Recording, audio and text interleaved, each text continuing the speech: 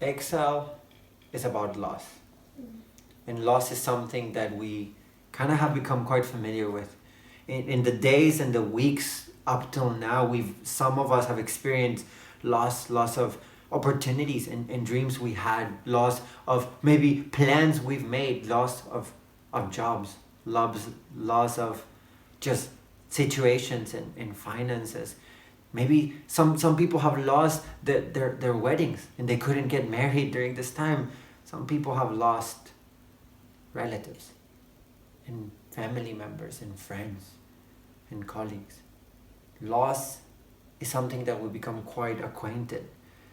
And if you've been following along for the past 2 weeks, we've been trying to discover and uncap this concept and this theme that is all throughout the Bible about what it means to be an exile, and how, like the people of God in the days of old, experienced the event of exile, how you and I can relate to them, and how we experience the concept and the theme of exile even in our own lives. And we've learned how that concept, that theme is how the Bible is designed and is showing us throughout the pages how to live as human exiles who are no longer living in what God created us to live, the way God created us to live, that feeling of something more, that feeling of wanting to belong somewhere that is beyond what we see and feel and touch, that is so deeply rooted in us, is this idea that we are exiles. Exiles in our own countries, in our own homes, in our own lands, and right now exiles in the situation that just feels so foreign and has cost us a great amount of loss. But today what we're going to talk about is the place of exile. For the past couple of weeks, we kind of set up the scenario and how there's two narratives, that there's the narrative of empire, what we're calling empire, this narrative that the world is trying to tell us, and the narrative of the kingdom of God, the word of God, the wisdom of God, and how those two narratives are constantly in opposition with each other, and they're trying to get us to really lean on one of them and live by one of them, and how God has always wanted us to live by His kingdom, by His values, by His wisdom. But the empire of our day and age, call it whatever you want to call it, is calling us and is countering the narrative of God. And in that narrative, as we've seen the story develop in the Bible, we have found ourselves in the place where people were actually taken into exile. But let's talk a little bit about where they went. They went to this place called Babylon. Babylon is actually a physical place that existed 600 years before Jesus, and there was this empire called the Empire of the Chaldeans, and the capital was Babylon. And that place, that empire that rose very quickly to power, and very quickly it kind of dismantled, not lasting, maybe not around 100 years. Very, very kind of quick history lesson there. In that place, Babylon is where these guys get shipped to. And I mean, when you think about like all that they lost and all the things that they were feeling, you can kind of picture just a great amount of pain. And maybe the words of the psalmist as he's speaking about his time in Babylon seem very obvious, In Psalm 137, the psalmist says, "By the rivers of Babylon, we sat down and wept. When we remembered Zion, or the Mount of Israel," that's what he's talking about, a place in Israel. "On the willows there, we hung up our harps. For there our captors demanded songs, and our tormentors asked for joy. Sing us one of those songs of Zion." How can we sing a song of Adonai in a foreign land? And maybe when you hear those words, you get it. You're like, of course, how are they going to sing about God in a place that is so different? How can they talk about God? How can they feel and experience God? And when we relate a little bit more to their situation, in the sense that, we've experienced loss, but think about the loss that they experienced. Their temple was destroyed. Their place of worship was destroyed. It's almost like people go to that physical building that you gather with people of God, and we call that church, that gathering, and that building is completely destroyed or burned down, and it's taken away from you. And your identity, your values, your customs, your traditions, your holidays, all of the things that kind of helped you relate to God and experience and worship God, all of that are taken away. And you're taken to this place as a captor, as a foreigner. And when you think about all of those things, these words of Psalm 137 really kind of make sense. And you start feeling like, yeah, like, how do we do that? And then people are telling you, sing about joy. And you're like, what joy? But I think sometimes we misunderstand what was going on. Because when we hear those words and when we read that, we relate to their pain and their misery. And I'm not in any way trying to minimize what the Jews who were taken to exile went through. A lot of pain, a lot of loss. Loss, like I said, that you and I maybe have become quite accustomed to. But when we research a little bit and when we understand what Babylon was like, it was not a bad place to be in. Don't get me wrong. Anywhere that you're taken without your consent feels pretty miserable, feels pretty tough. The Psalm 137 kind of words and kind of feelings. But Babylon was not a place where they were captured and taken as forced slaves. Hear me out. Back in the history of the Jews, they were slaves for hundreds of years under the dominion of a pharaoh in Egypt, and they were forced to work and do all these kinds of things. But research has shown, and there's a little bit of debate, but not much, that when the Jews were taken into Babylon, Babylon was not like Egypt, in the sense not of the worldview, but of what actually happened. Babylon was actually a very nice city. Actually, one of the 7 wonders of the world at that time was the Hanging Gardens of Mesopotamia, the Hanging Gardens of Babylon, and you can read about that in history. One of the 7 wonders of the world, archaeologically, architects designed this, and it was this beautiful city, and there was culture, and there was education, and there was land, and there was wealth, and there was prosperity. And what a lot of research has shown us is that when the Jews were taken, they were not taken to be forced as slaves. That actually some of them were taken and placed in different plots of land and given those opportunities to work the land, a land that was very fruitful and produced a lot. So we need to learn a little bit about the history. And when we read the history, we see that the Jews were taken into captivity in 3 different times.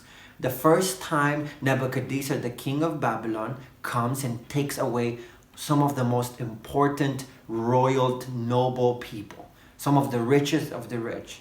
And they don't get treated as slaves. Yeah, they get treated differently. They don't have as much privilege, but they're not becoming slaves. I mean, you have a whole book in the Bible called Daniel about the story of 1 and 3 of his friends who given kind of like an opportunity to go to one of the best schools at the time.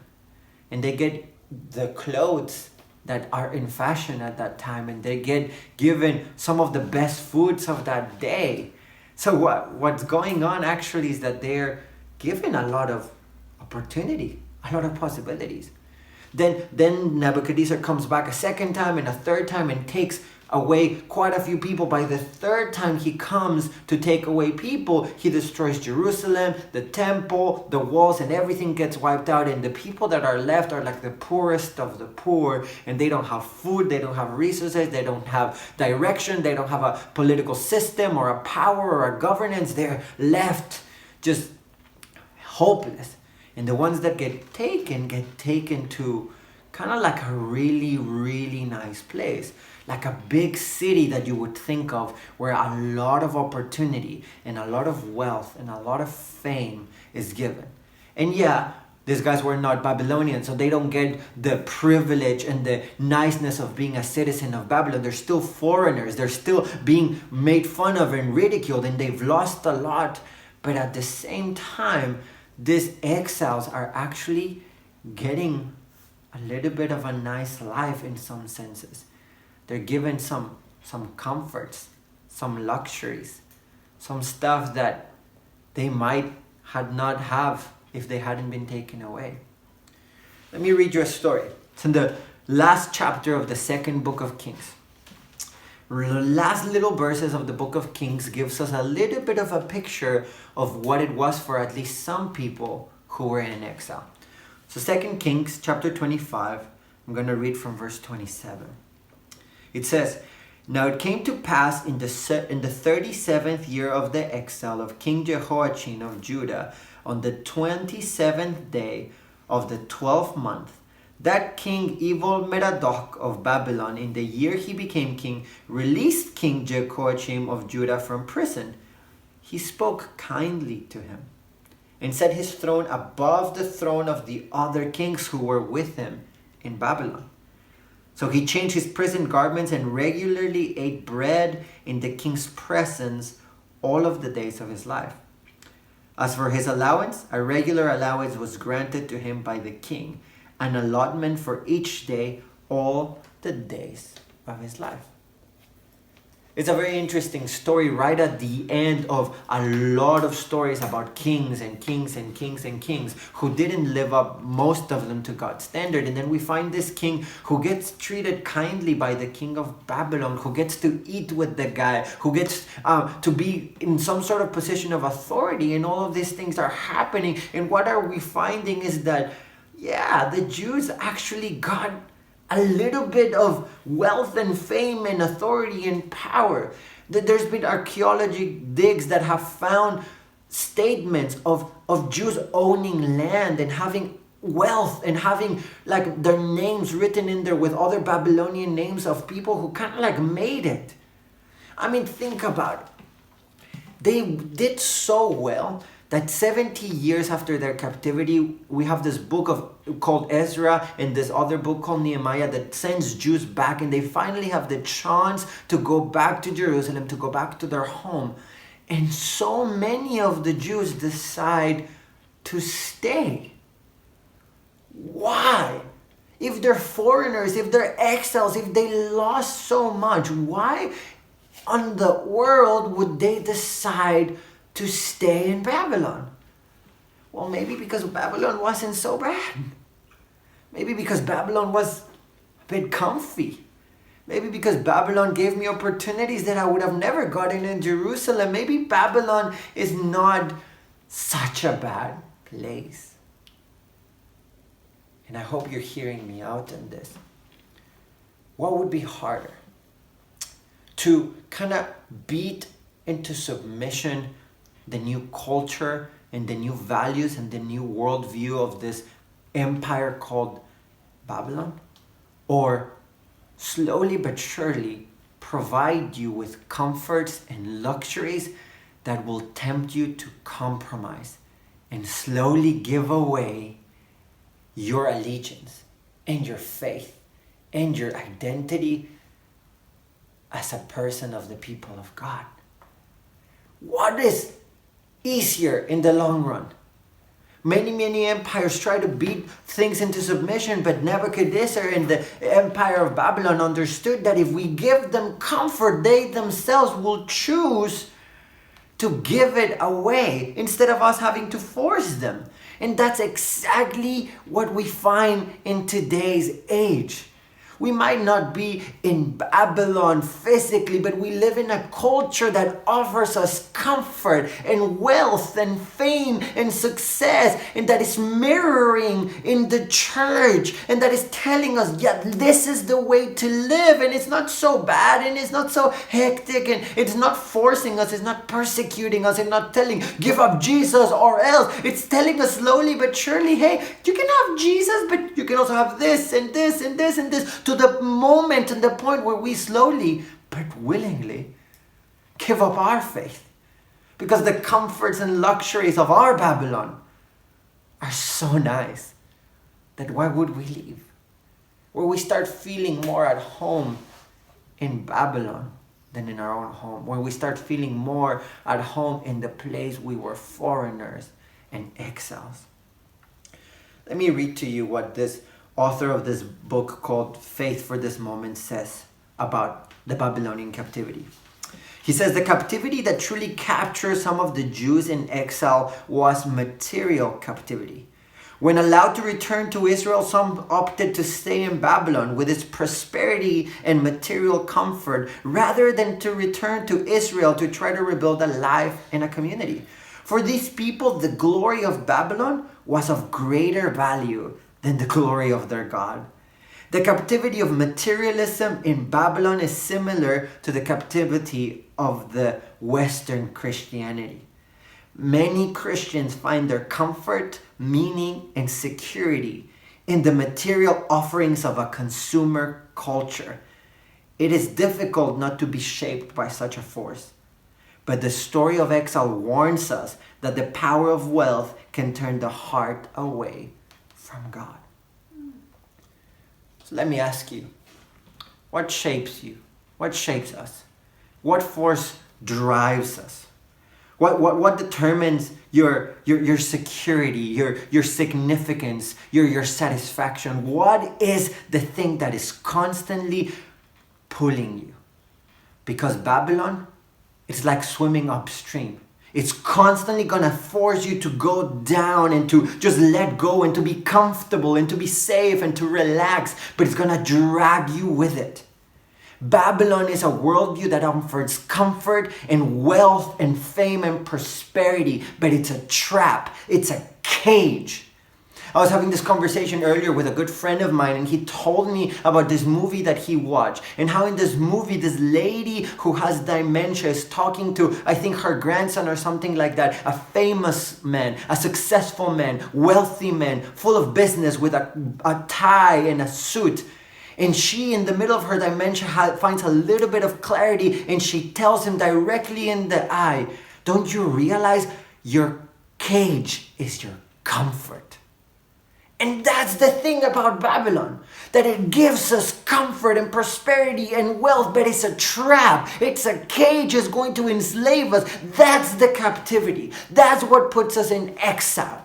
Not the fact that we're beaten into submission by this totally different culture that we're so afraid of that we would totally reject, but that we are so attracted to it, that we're so desirous of it, that as we see people prosper, we want to prosper. That as we see people get wealthy, we want to get wealthy. As we see people getting famous on Instagram and Facebook and YouTube, we want to be those people. We want to be the best sellers and the best musicians and have the talent and the followers and the likes, and we desire this. But we want to do it for Jesus, so it's fine.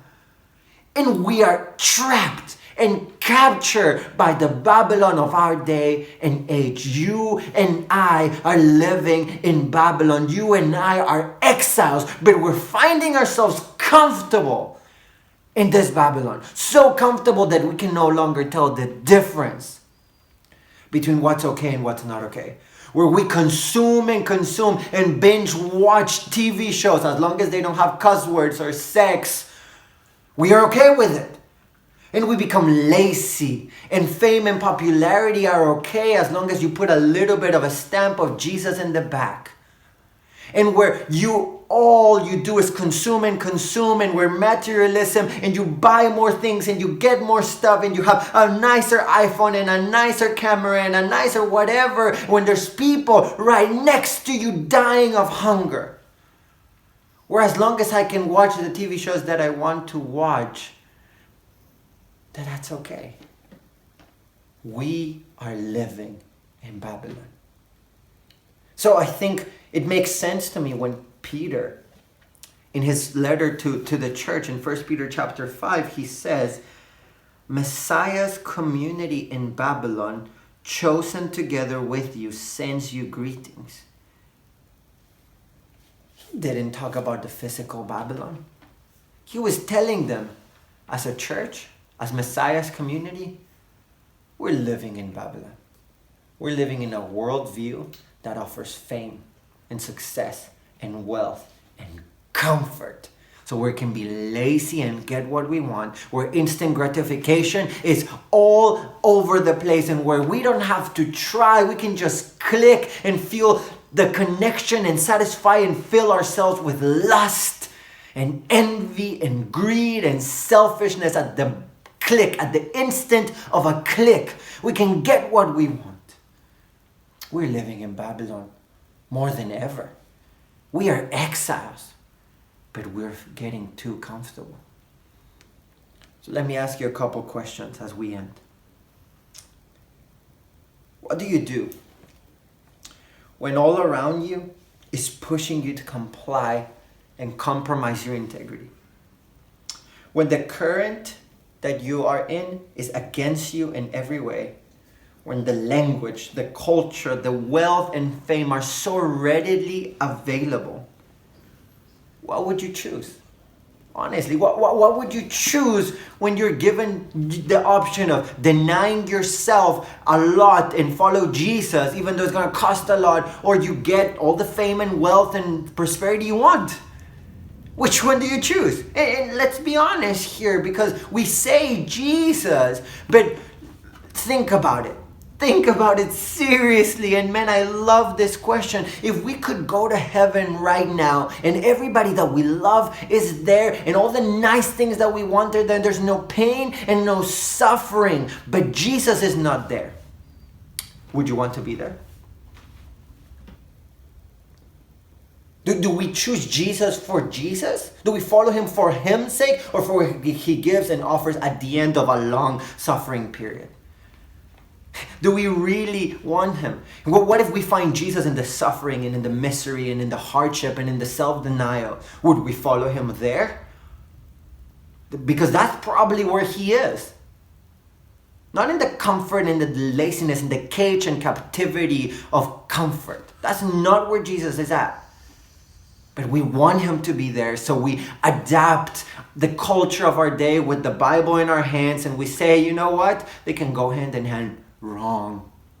If Exile can teach us one thing, is that we should not fall in the trap of comfort, in the cage of comfort.